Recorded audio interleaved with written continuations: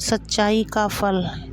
किसी समय की बात है, एक छोटे से गांव में रामू नाम का एक युवक रहता था। रामू बहुत मेहनती और ईमानदार था।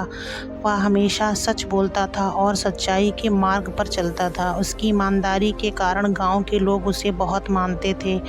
रामू का परिवार साधारण था और वे खेती करके अपना जीवन यापन कर रहे थे।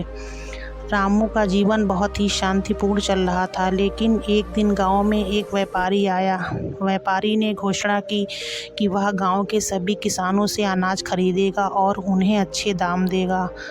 गांव के सभी किसान बहुत खुश हुए और उन्होंने व्यापारी को अपना अनाज बेचा। रामू ने भी अपने खेत का सारा अनाज व्यापारी को बेच दिया। कुछ दिनों बाद गांव के किसानों को पता चला कि व्यापारी ने उन्हें ठग लिया है। व्यापारी ने अनाज के बदले उन्हें नकली सिक्के दिए थे। यह जानकर सभी किसान बहुत दुखी हुए। रामू ने भी यह सुना और उसे बहुत गुस्सा आया। उसने ठान लिया कि वह उस व्यापारी को सबक सिखाएगा और गांव के लोगों का अनाज वापस लाएगा। रामू व्यापारी के पास गया और उससे सीधे सवाल किए। उसने कहा, तुमने हमारे साथ धोखा किया है, तुमने हमें नकली सिक्के दिए हैं। व्यापारी ने हंसते हुए कहा, तुम्हारे पास कोई सबूत नहीं है, तुम मुझे कुछ नहीं कर सकते। रामू ने उत्तर दिया, सच्चाई का कोई सबूत नहीं होता, यह खुद एक सबूत है।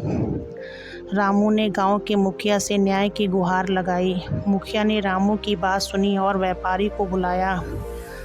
व्यापारी ने मुखिया के सामने भी वही बात दोहराई और कहा कि उसके पास कोई सबूत नहीं है। मुखिया ने सोचा कि सच्चाई का पता लगाने का एक ही तरीका है, सत्याग्रह।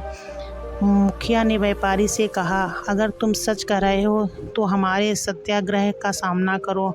हम सभी सत्याग्रह करेंगे और देखेंगे कि सच्चाई किसके पक्ष में है। व्यापारी ने इस चुनौती को स्वीकार कर लिया।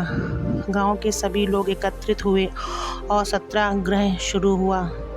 सत्याग्रह के दौरान व्यापारी के चेहरे पर चिंता की लकीरें दिखने लगीं।